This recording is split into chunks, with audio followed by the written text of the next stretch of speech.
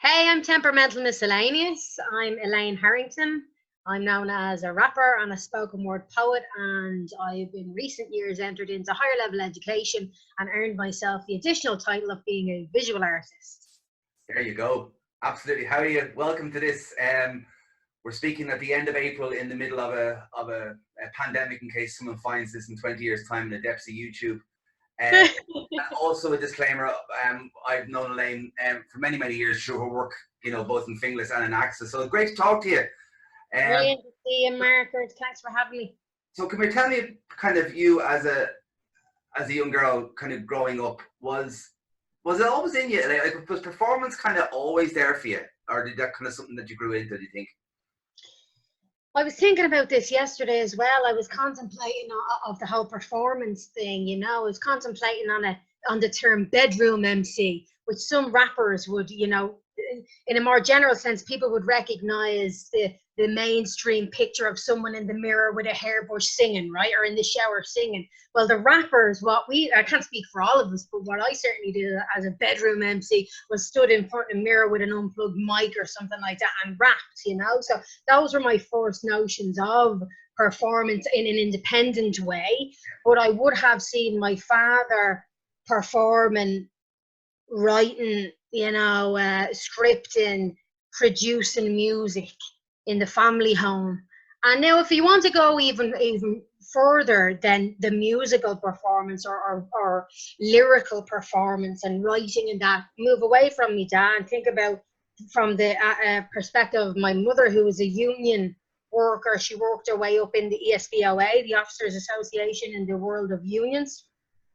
And I would have seen her performing, if you like, in a very public way, in that she would have been very much so a big freestyler. She would have been scripting a few notes for a speech on the fly in the morning where she would have to do a presentation, and so I would have, derived a lot of inspiration from her, from that aspect of her performance capacity, so two performers in different ways. Yeah, and I suppose that's interesting, and I think because I love where your work sits between that kind of civic space and between, there's a performance, and it's really interesting you mentioned your mother as a public speaker and a performer and freestyler, because I think that has, the arc is there kind of throughout all the work that you've done. But when you, like, were you in your bedroom then kind of writing freestyles or writing raps from a very early age?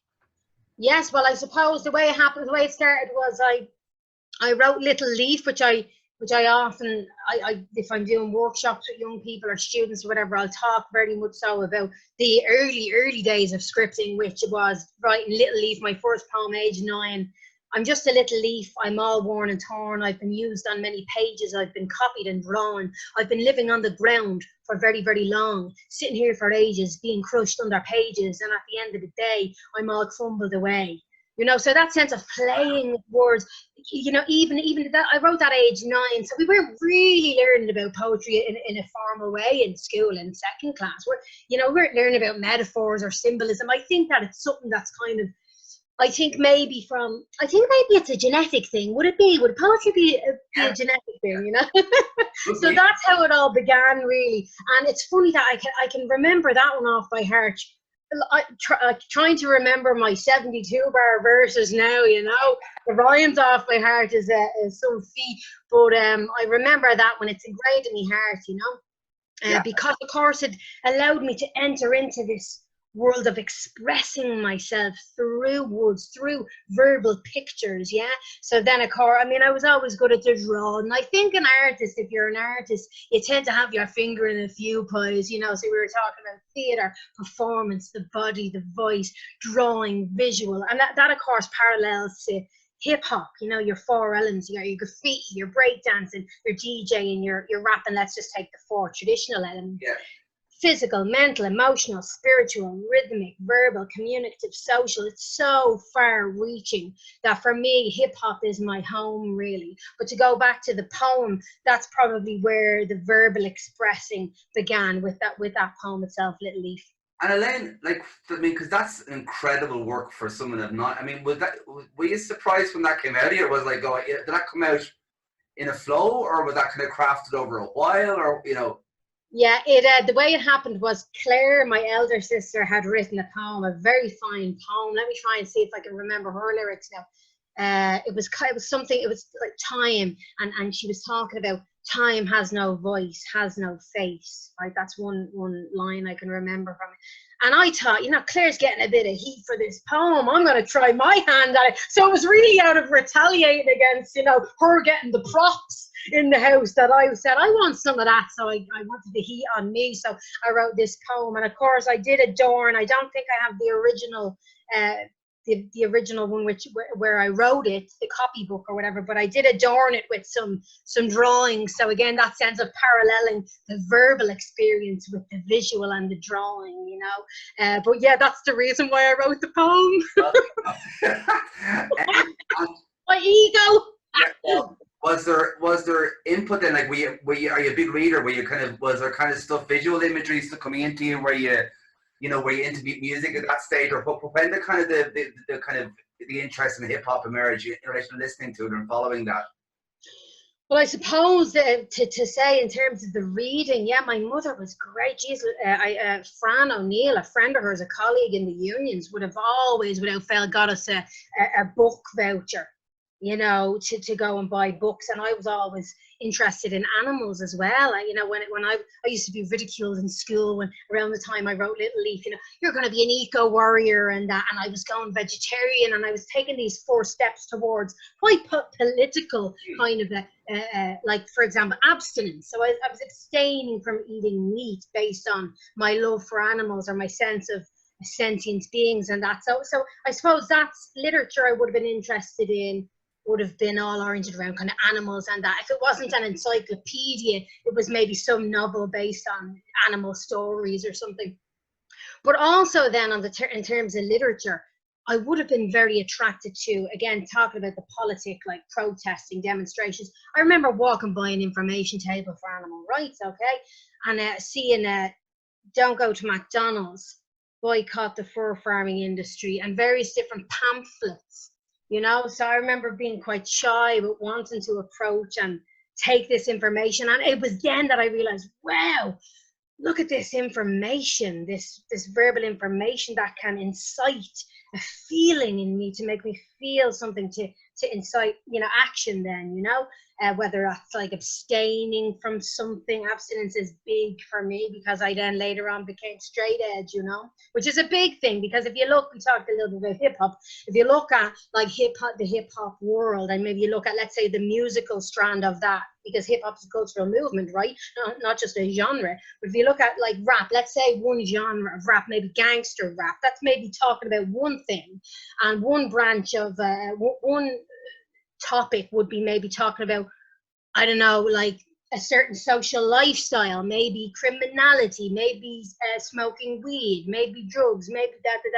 So for me, turning straight edge when I was 17 was, again, making a conscious decision to move away from that, I suppose, not in terms of hip hop, but from that social kind of setup that I would have seen in my environment, in my social environment and that. But then, just to say on the note of what inspired me musically, I remember asking my mother, will you buy me that Motown Gold album for Christmas? So I got a Motown Gold, a compilation. So Motown's very much so oriented around, I suppose, like Black, African-American music, African-American empowerment, and now even years later I'm still invested in looking at critical pedagogy based around hip-hop culture, based around emancipatory education and that, and black arts movement. Yeah, I mean, it's fascinating because since I met you and talking to you over the years, that and it's worth saying, so every kind of rapper and MC have kind of spoken on this. It's about that I say that the rapping is the one element, and you're even talking about that then within the rapping, it's not all shown in one bucket. There's kind of different spaces to kind of arise out of that. And at a very young age, you were taking all these elements, and particularly around that time, be female, kind of in a male-dominated kind of art form, not just here, but kind of globally as well. And then putting it and bringing in, you mentioned Motown, but also an Irish kind of traditional spin to it as well. There was kind of that seems to be very much in your DNA, that kind of folk or traditional piece. Yes. And my uncle Derek would be more the rhythm guitarist. He would have done the ballads and that. I'd have a few uncles who are guitarists. Jerry would be more maybe a Spanish kind of guitar, pizzicato maybe style. Ray would definitely be a lead guitarist, and my father plays guitar, but he is most fondly known as the pianist. You know, he's a keyboard. He's also an autodidact like me. You know, but absolutely, yeah. You know. Music in terms of the ballads, and then later on, which I was to learn, there's a huge divide between ballad music and storytelling in that Irish kind of context. It's very important, the storytelling aspect of it as well, in terms of literacy and culture and heritage, but that there is indeed a departure from the shan notes and the ballads. There's a world between them, so there are such nuances in our rich Irish culture. But I indeed felt very connected to the rebel songs, the fighting Irish songs, if you like, and that capacity for telling stories, for transmitting a message, again, like with the animal rights pamphlets, to incite action or fire in the bellies of people. And can you talk to me more about straight edge? What that is? So straight edge, I suppose, originally it is linked with music, with a subculture of punk. So we talk about punk, we think about the 70s, maybe the Sex Pistols, the Clash. We can think of like punk in America or punk in England. Straight edge is part of the subculture of the punk movement, if you like. So again, thinking about punk, very much akin to hip hop. They're not just musical genres, it's so much more. It's a way of living, you know. So straight edge is about abstaining from any mood altering substances. Some straight edge people, they don't drink alcohol, okay? They don't smoke, right? They don't take drugs. And some are even as stringent with a rule of thumb that they won't drink caffeine, you know? So they want to stay level, they want to stay,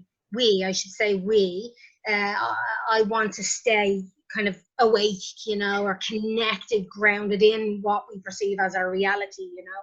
And what year, what age were you when you kind of discovered that? 3 days off, 18. Wow, okay. Yeah. So I was 17, and so that makes me a pioneer now, you know. So I'm straight edge, and it's absolutely wonderful, but it does, I suppose, I have some sense of the other side of life, you know.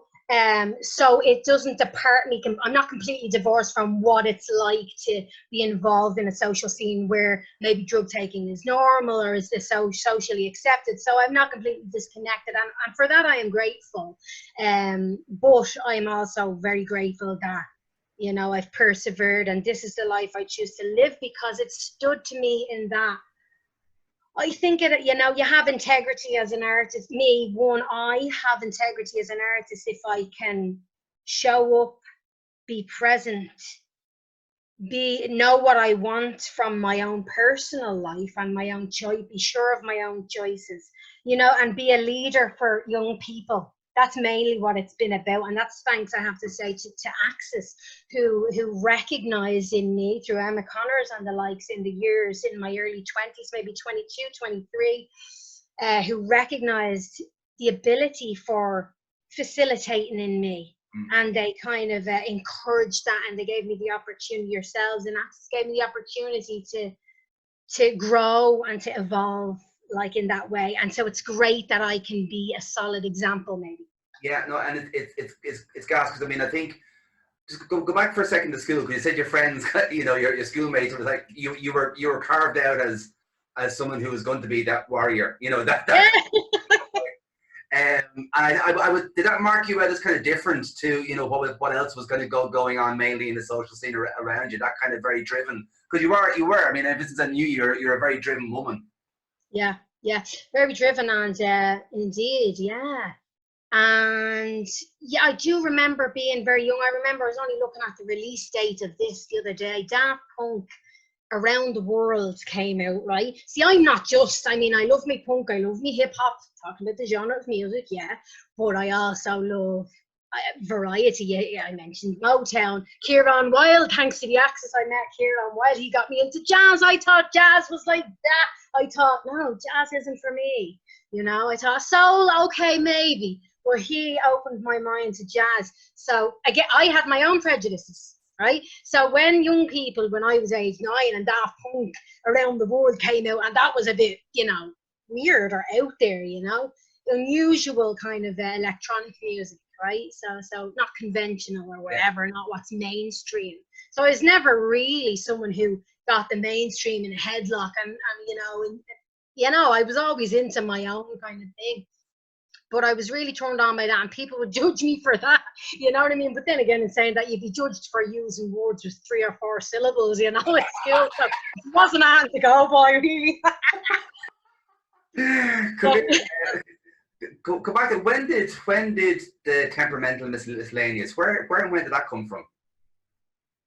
Temperamental, temperamental. I called myself temper-mental. See, the play on words was important even then, you know. So the way the words look on the page was important even back then when I was age 14, giving myself a rap title, you know.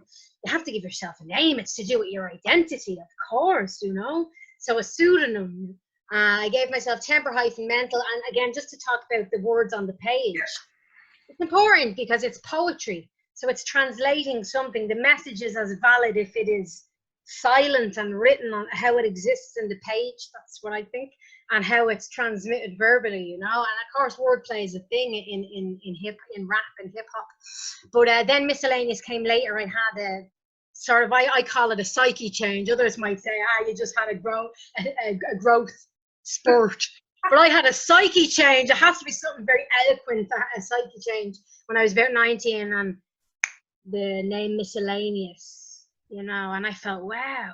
And even more, even I'm 32 now, even I feel more miscellaneous than ever, you know, because I have all these other strands, you know, all the fingers in the pies I talked about with the art, with the education, you know, the politics, the essay writing. So you got your formal, your academic, and your art speak vernacular. Then you got your rap and your street and your, you know, that kind of thing. So there's divisions, but it's wonderful that this miscellaneous, MissElayne kind of character can allow me to compartmentalize them, but they can all kind of live in harmony, if you get me. And that's really thanks to the art, if you like.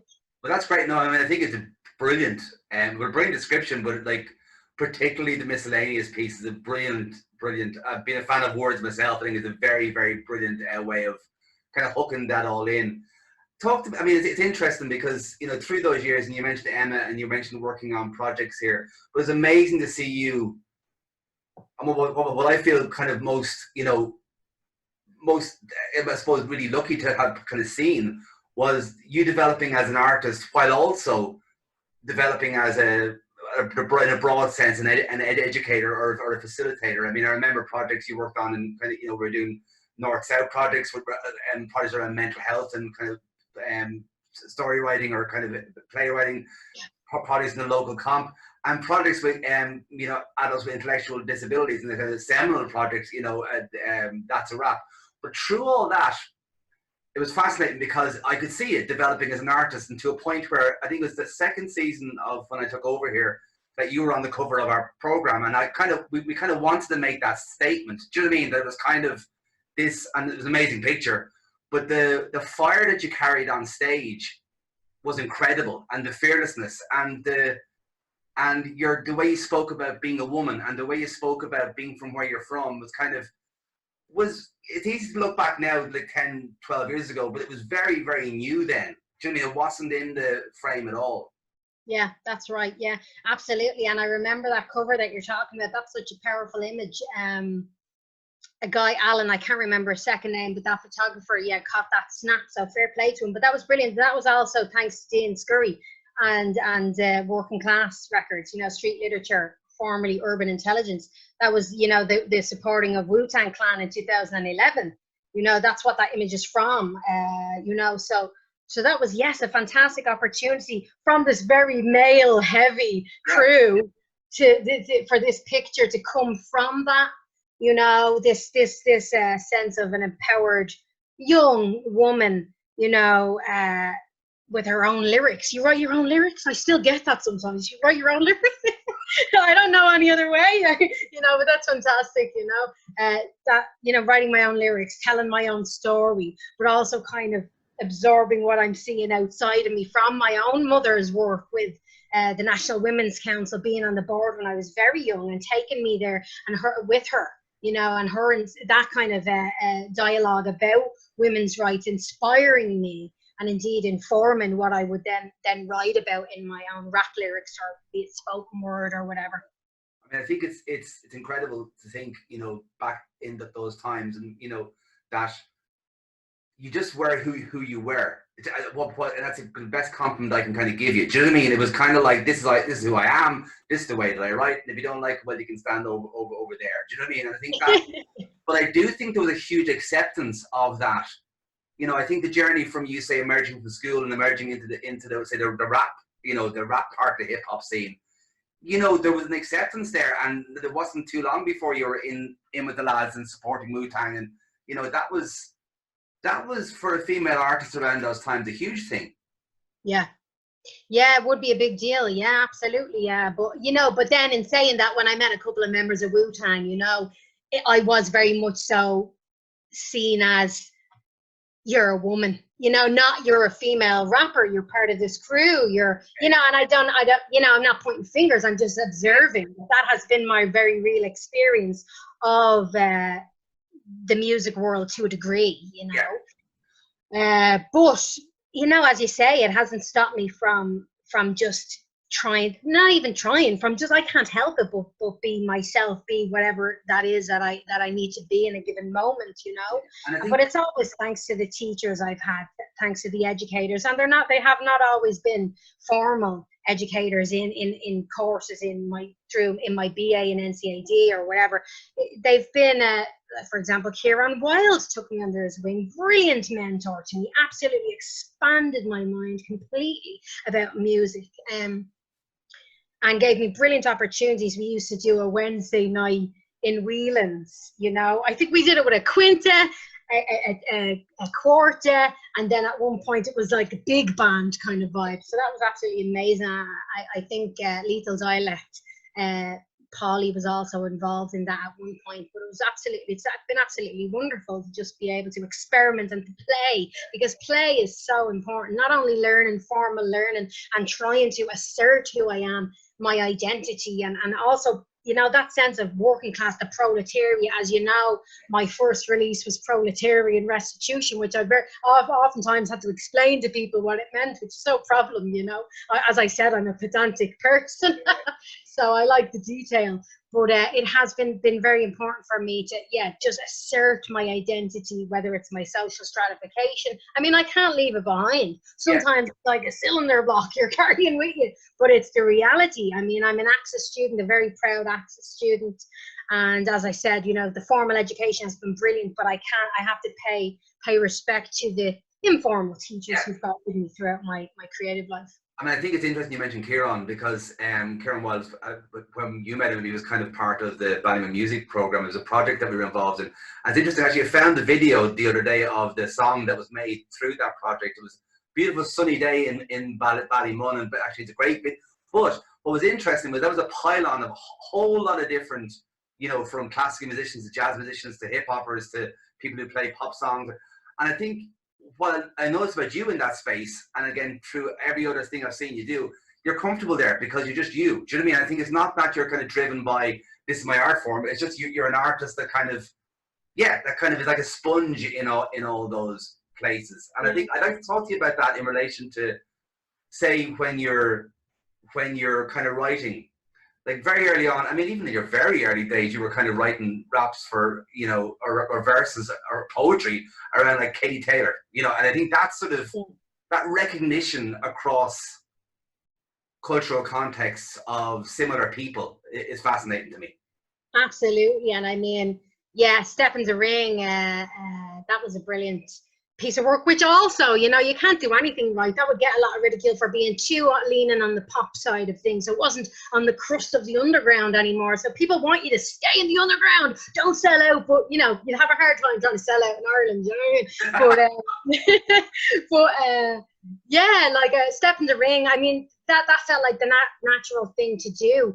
Because boxing, and again, boxing, of course, is linked directly, distinctly with working class culture in Ireland.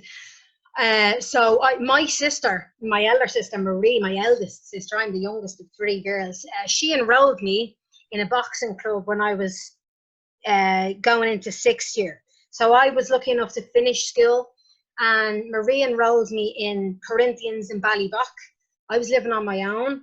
I was an independent young person. I was in a women's transitional house at that time. Okay, so that says a little, it gives you a little bit of a picture of my social kind of situation, but very capable, you know. So I remember boxing was like a sort of a spiritual overhaul for me. You know, it tuned me into the social, it tuned me into the physical, my body. You know, you stop flinching. You walk into a punch when you start boxing. It transforms you. There's something extremely powerful about it. So that was like paying homage to Katie Taylor, who was on the up there, world champion, of course. Respect where it's due. Acknowledging other female champions, yeah? But also a nod to boxing in general, all of the boxing clubs, whether it be Pappins, Glasnevin, you know, Ballybock, Phibsborough, you know, Paddy Delaney, and so on. I'm name dropping now because I love them, because I walk by there in the locality, and I think the memories in there and how they can transform generally young men's lives. They transform young men's lives and redirect their lives away from what we kind of touched on earlier on. It would be criminality, it might be drugs, etc., etc. But at that point in my life, when I was oriented around Access as my home and the creating and the scripting and engaging with projects with young people, I noticed there was a lot of young women in the boxing, getting into the boxing. So that was why that inspired me in that way, you know, not only from personal experience, but able to see, look outwardly and acknowledge what's kind of happening. Yeah, and then through those years, you did quite a lot of work with kind of young women, kind of around, as there was, you know, and again, it's not to be gender specific, but I mean, the young women would kind of, I suppose, be magnetized more to a woman, or a woman who's slightly older than them, to kind of doing the same thing, that when they might open up in a more, you know, in a more open way for you to kind of explore things. But also the fact that, you know, I say Katie was becoming world champion, Olympic champion around that time as well. But also she, you know, in a different kind of context, maybe has a kind of, it's like that kind of hip hop, you know, boxing for her is a very spiritual, seems to be a very spiritual thing as well, and part of a whole makeup as well. So I think there was, for me, looking at that, there was a real recognition across that space of two different types of women in different contexts, but exploring the same things in a way. Absolutely, yeah, and that brings to mind the notion of kind of faith, which is such an important theme. Not theme, that's kind of feels reductive. Yeah. Faith is a theme in my life. Faith is a stronghold. It's a grounding factor, essence in my life.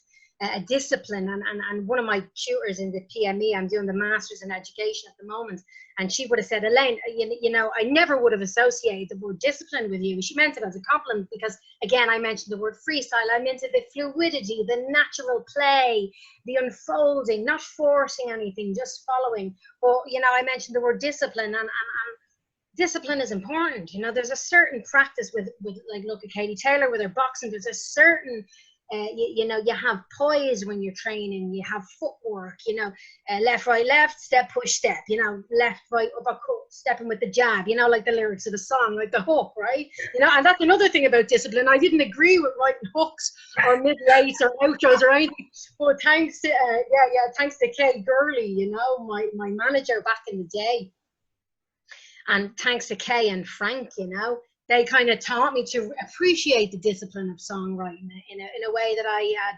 poo-pooed, you know.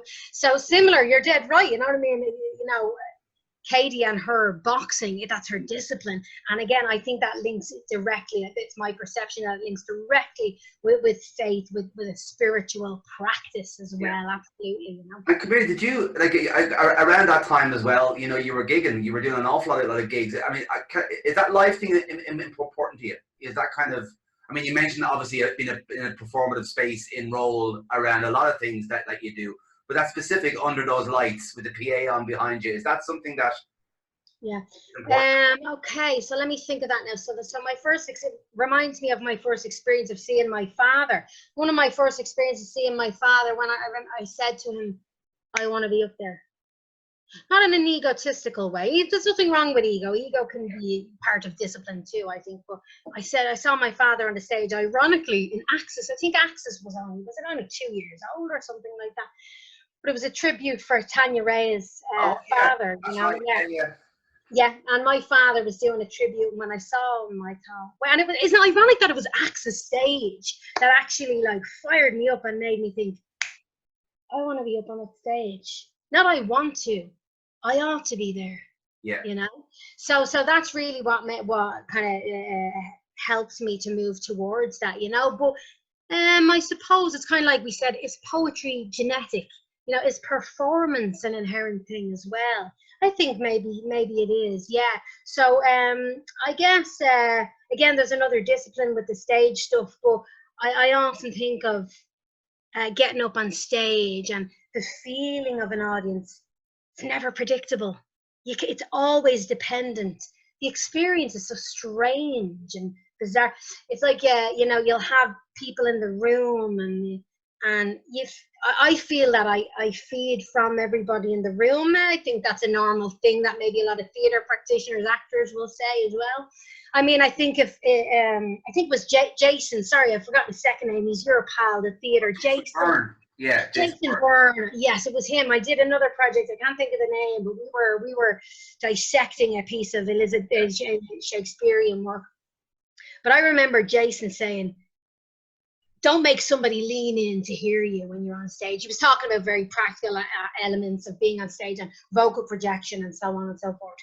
But sometimes I respect. It made me think, and it's great. He's a great teacher. It made me think, maybe I want to make someone lean in. Maybe I want to make them work. So that made me think about a play on stage. Fair enough, you can go on with the bell rung, and the bell rung can protect me, and you know, but when you're, again, thinking about kind of NCAD and a more performance art, into the visual art world side of things, that's something a little bit different. They all connect, but they're different disciplines, right? So you have different connections with people depending on the audience, depending on their expectations and that, you know. But yeah, make them lean in. And as well as on that note, I know a comedian, a brilliant comedian, Bill Hicks, talks about, you know, one of the people who's talking about his performances refers to how he almost turns away from the audience. You know, like, you don't do that on stage. You don't turn away. You project. You give them your energy. Open your chest. You know, teeth and everything. But no, Bill Hicks turns right away, and you know, he talks when he's not even looking at. I like that. I mean, there's nothing wrong with that. You know, I think it's very playful and useful. I mean, you mentioned acting workshops. You mentioned jazz there, and then you kind of go and start performing in plays. I mean, how did that happen? Oh, yeah. How did that happen? Well, I tell you what, the way it worked was, I'll do a little genealogy of my schooling. So I won't go all the way back to age 9 again. Now I'll just fast forward. Finished school, done my leaving cert. I came out, I'd done motor vehicle technology with Jim Ward in Kylemore College. Absolutely brilliant course, because I was into the motorbikes as well. Another kind of social cultural flag that I was flying. You know, I like the motorbikes. Yes. Then I went and I done a portfolio art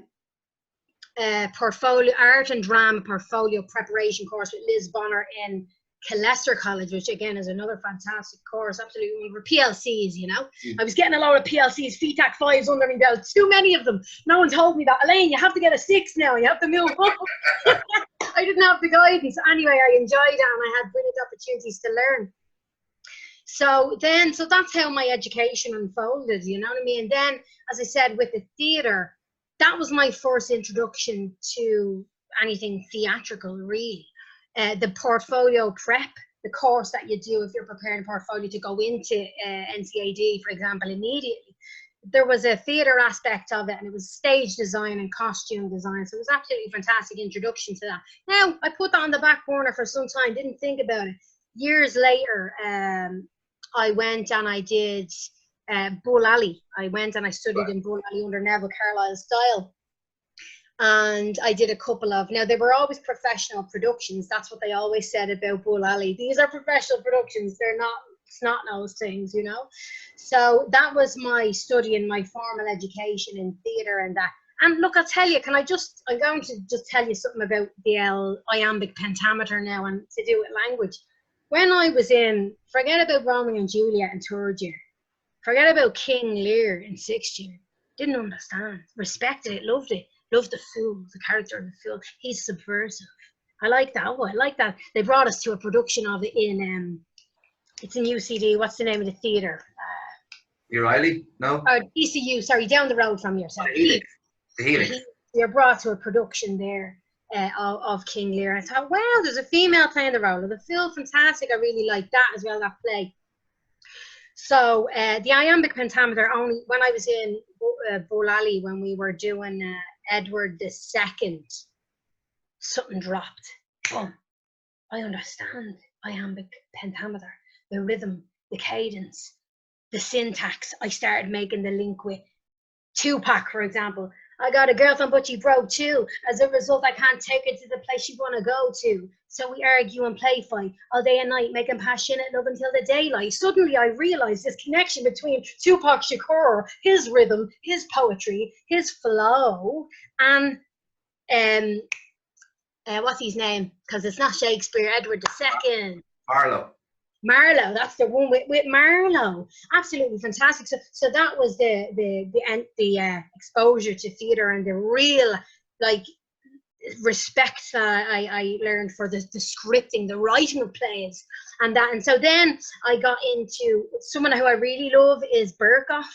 Absolutely adore him, adore his work and that kind of gusto. That's how the physical theatre kind of turned me on. And then Amy Conroy. Years later, and it's so ironic, Amy Conroy and Veronica, I have her book here, Veronica Coburn Gray, wrote this with Sue Morrison, a clown practitioner as well. So director Veronica Coburn and Amy Conroy, writer and director and playwright and actress, she asked me to do this break play with her. And I'm tempted to show you because I did get up. Shall I try show some of the flyers? Yeah. Let's try this. Okie dokie, here we go. So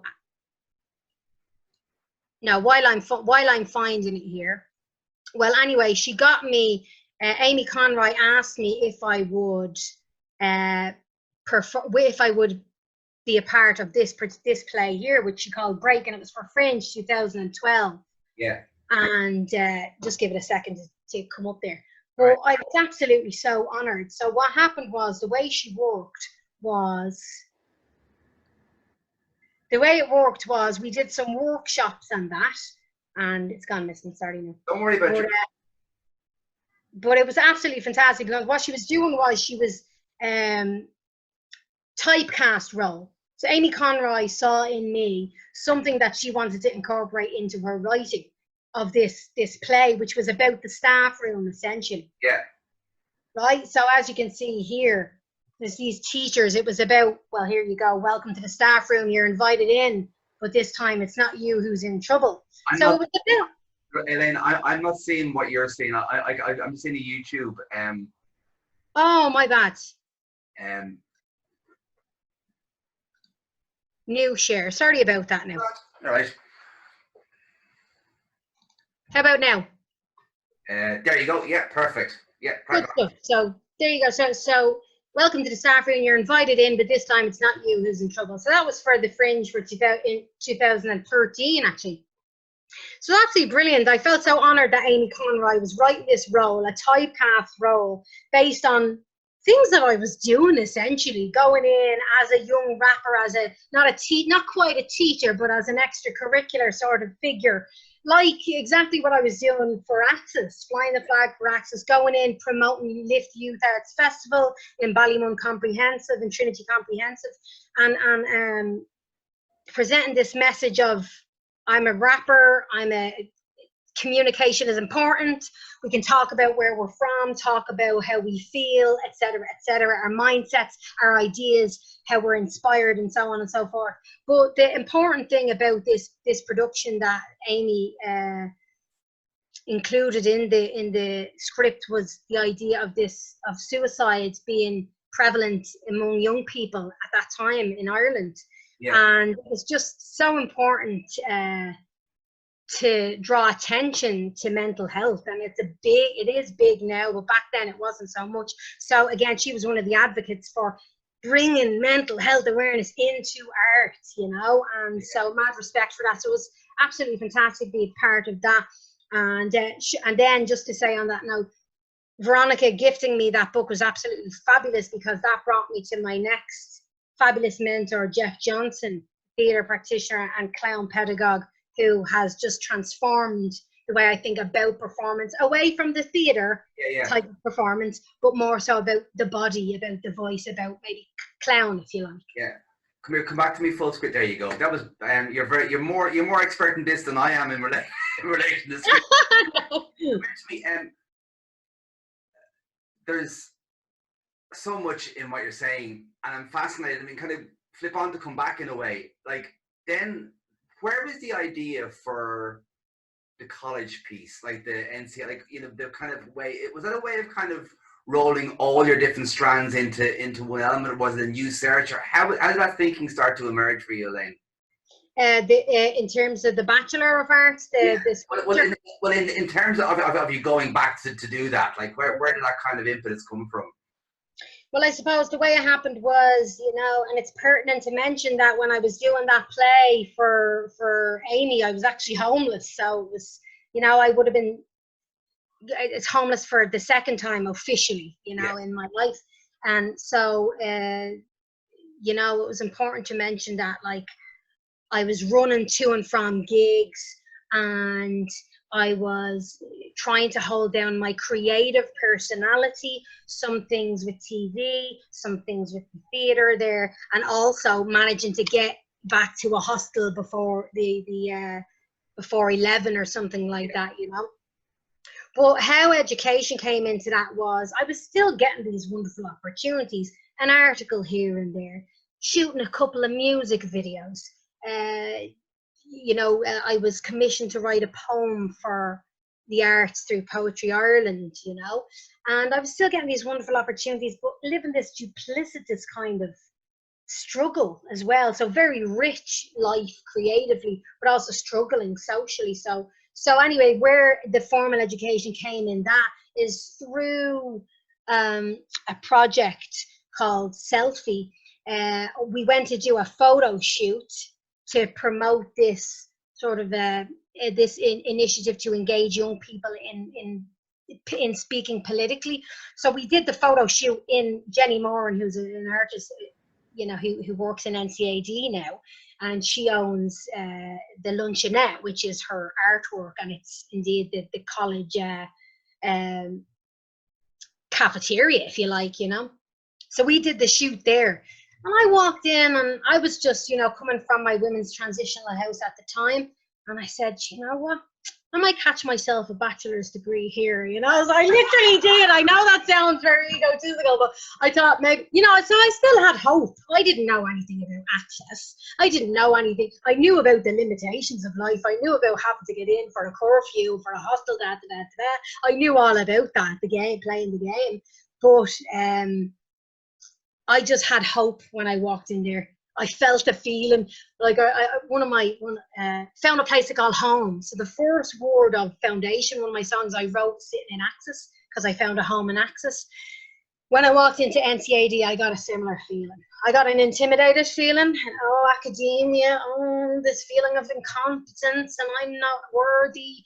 But I also felt, you know, I'm home.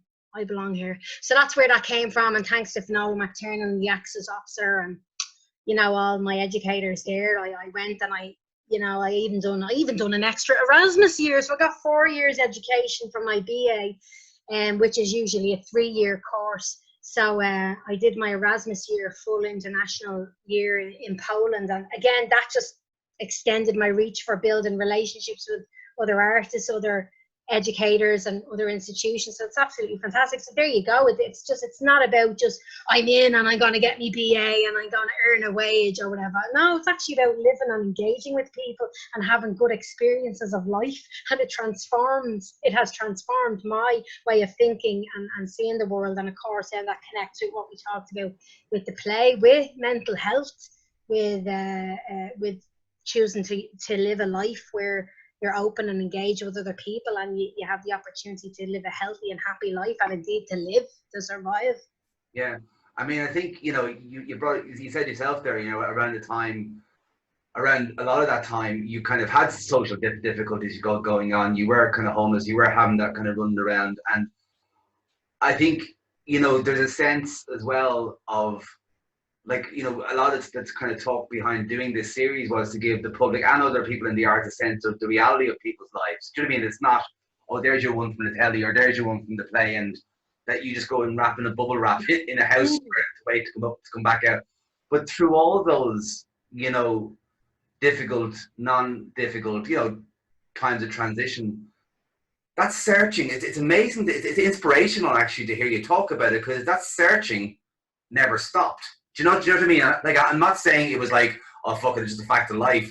But the way you've campaigned, and I don't necessarily mean that in a capital P, but the way your life has campaigned against your surroundings, or in, you know, or trying to break through that, is, and it's not, you know, to blow smoke, but it's inspirational in the way that you've kept it authentic to yourself, if that makes sense. That it's kind of, it's not just enough to survive.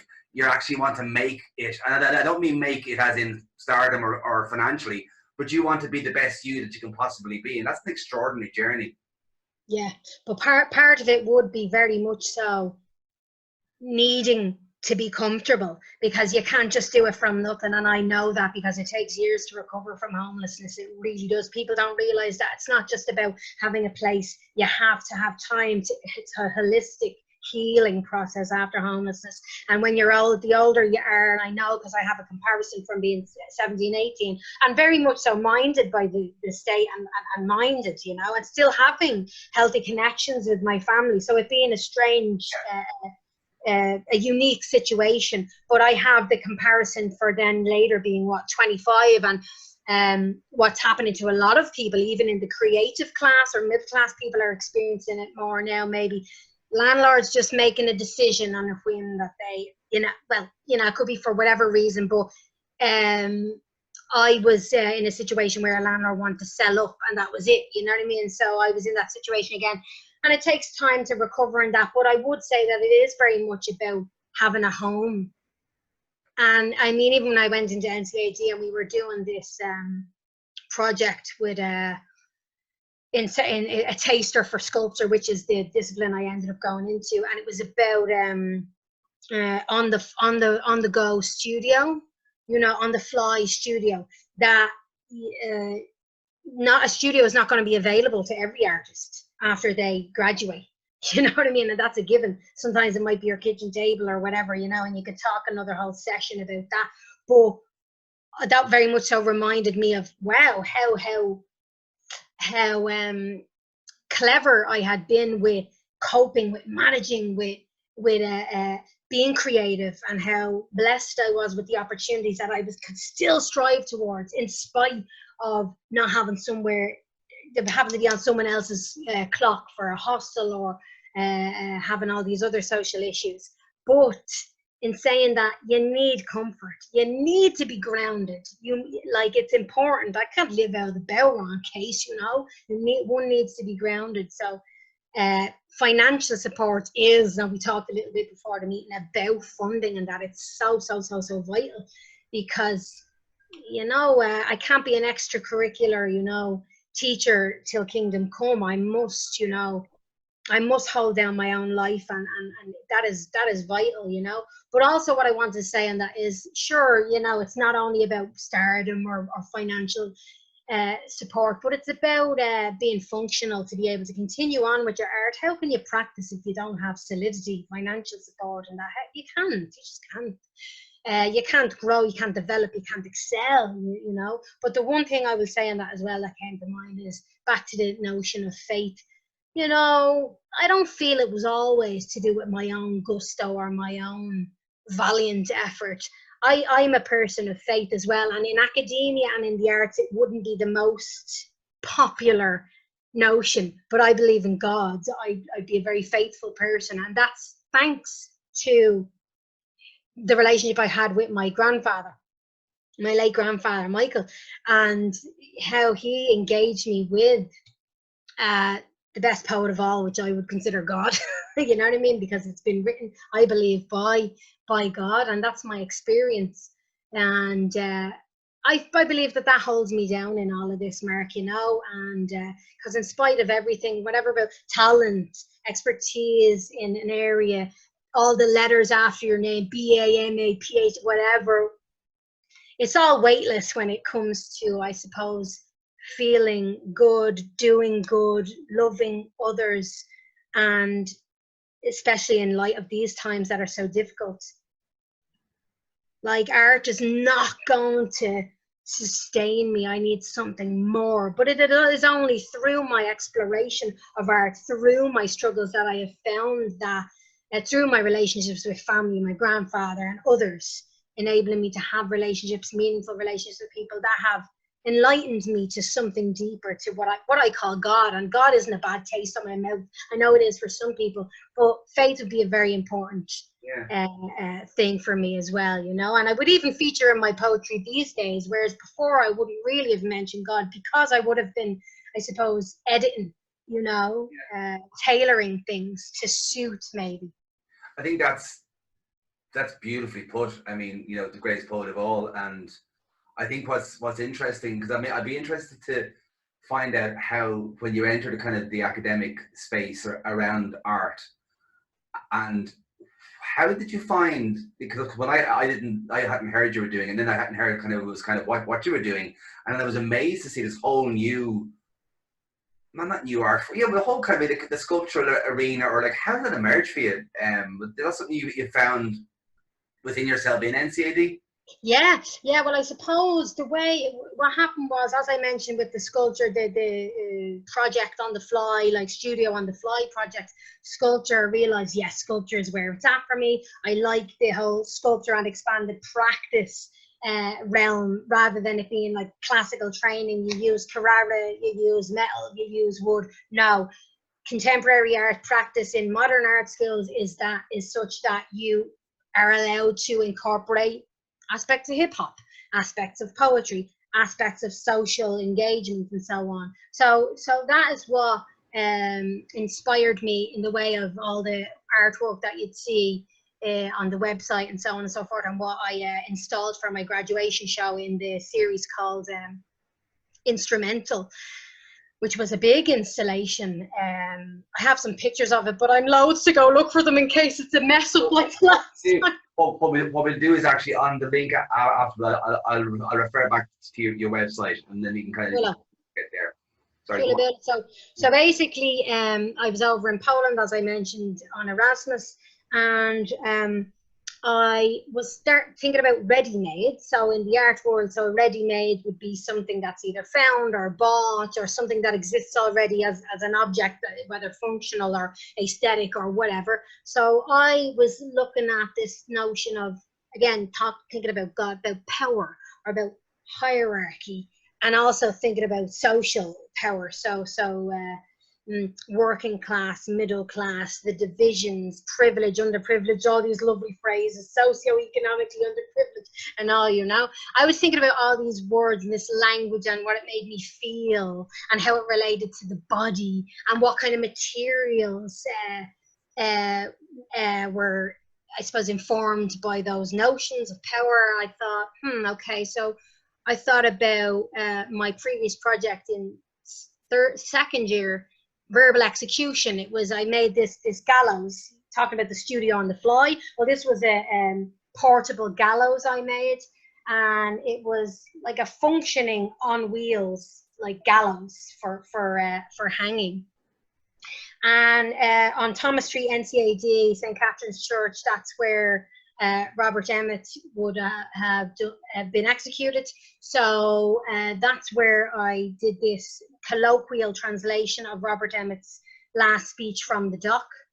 And yeah, so I was inspired by that. So again, thinking about symbols, like, so the noose, what that symbolizes, oppression, of course, death, and so on and so forth. And it's only thanks to Brendan Begley, our wonderful technician in NCAD, that any of this stuff got made. And thanks to my father as well for helping me move the thing. Because I always choose, sculptors are crazy. They always go for big stuff. You need a van if you're a sculptor. And even I installed a piece, you might have seen Transients, my piece for the end of second year.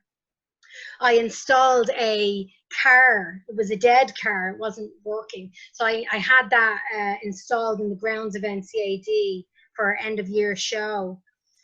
And it had an audio installation as well, which was a phone call being made to Dublin City Council, the homeless line. And sometimes when I used to be ringing that, you know, and people will know, anybody who listens to this interview will know exactly what I'm talking about.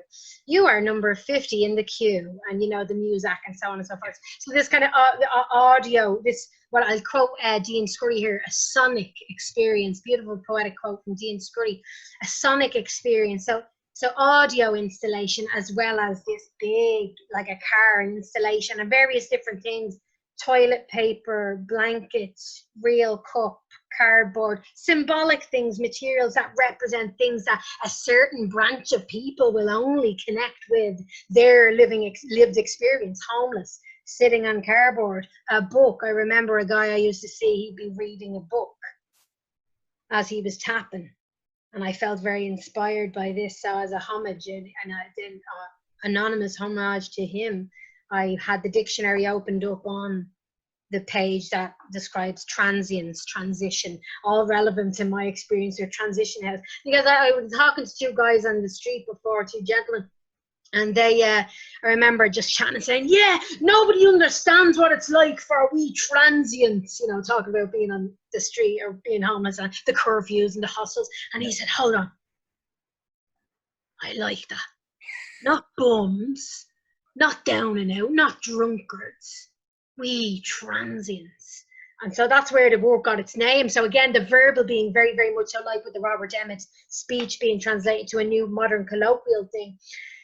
The verb, the language being very much so very important. But then the gallows, on the note of that, I started to make these, what they're called in Polish is dyby, which is the stocks, and that's going back to that connection with the theatre and Shakespeare, the iambic pentameter, the fool in the stocks gets kicked up the rump in the public because he's denounced publicly or whatever, because he calls out the king or whatever. But it's amazing, it's this play of power, the fool being allowed to ridicule the king, to tell him when he's, you know, making a wrong move or whatever, you know. So that sense of the power and the submissiveness and power, you know. So that's where the whole idea of these stocks came from, these strange weird toys. And of course they're all IKEA appropriated stuff, so they're pure ready-made.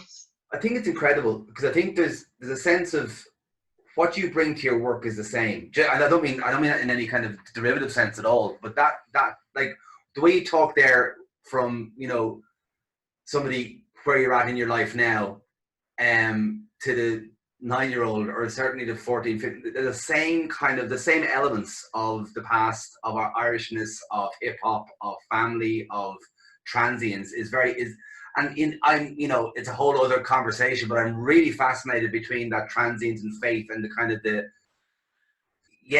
kind of dialogue there between you know, between transience and kind of eternity, and that sense of exploration. I suppose, not to keep much longer, but I'm interested in that, as you went on through your MA and now out the other side, or, you know, not out the other side, but kind of in the space you're in now, about where you know, that whole performance art piece, where are you now in relation to how you explore your art or explore your context now?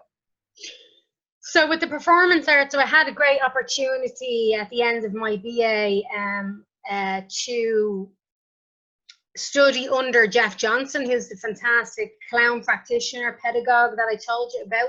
Absolutely wonderful man. So I went and I engaged with his workshop in 2017. Yes, before my final year.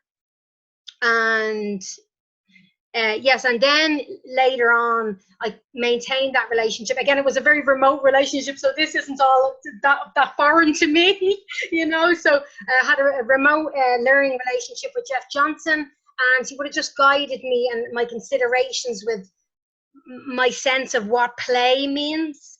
So coming away from the rigidity, if you like, of writing and having a piece of writing commissioned, and we're talking about education, and fair enough, there's to some degree I can play, but there are parameters, because poetry is one discipline, but performance art is another discipline, and it can be restricted in its way as well, I think, you know. But that's where I think clown comes in, and that's interesting too. It's interesting though, because Jeff Johnson would see the limits in clown, and I know that Veronica Coburn calls the clown nose like the tiniest mask in the world. Jeff would talk a lot about this plastic that separates you from people, you know what I mean? So this sense of connection, you know. So where I'm at in terms of that and my sense of connection and my mask or my face that I present to the world is very much so as teacher now, as educator, as researcher. I'm doing the do with the essays. I just submitted a sociology essay, so very much talking about critical pedagogy and, as I mentioned, the emancipatory learning, the emancipatory values of hip hop. So I'm kind of coming full circle doing the professional masters in education. Fair enough, it's meant to be all visual art oriented, but it's great that I have a few strings to my bow that I can incorporate that verbal, maybe the bit of clown, the bit of play in there, and guide young people in a formal way in mainstream education through lesson plans, through you know, cross-curricular and layering of lessons, you know. So it's absolutely wonderful to understand. I get going back to break, you know, the play, understanding the staff room a little bit more now, you know. There's a couple more quick questions for you. One around the obviously, is performance going to be in your future? Is that kind of drive still there for you, that instinct to kind of, you know, perform your own work? Is that still there for you? Yeah. Oh, absolutely. I'm very hungry for it. Obviously there's obvious restrictions at the moment, but there's, I mean, I have an archive to beat the band. It's all supposed to be in UCD James Joyce Library now, but I've had so much live learning happening in my BA and MA that I haven't had a chance to enjoy sort of engaging with that process. And it is a job to not build an archive, because the building has been done, but coordinating the archive to submit all of these memoirs and drafts into the archive so that they're safe, so that they have a home. And it's very important for me that they have a home, because they've been with me all this time. So I think that is going to be what my work is going to look like soon. It's going to be archival work, to not let all those threads of my life just you know, dissipate. I want to tie them all up and have them all knitted right into my practice if I can. So that's where it's at. And also, you know, one of the teachers in NCADs, now retired, John Wade, would say teaching is very much so part of his practice. Like, he's a practitioner, he's a teacher. It's very much, I think Joseph Boyce said it as well, you know. But I believe that teacher is definitely, you know, teacher is practitioner as well. We do struggle with the identities. But they can live in harmony, I suppose. So that's my challenge.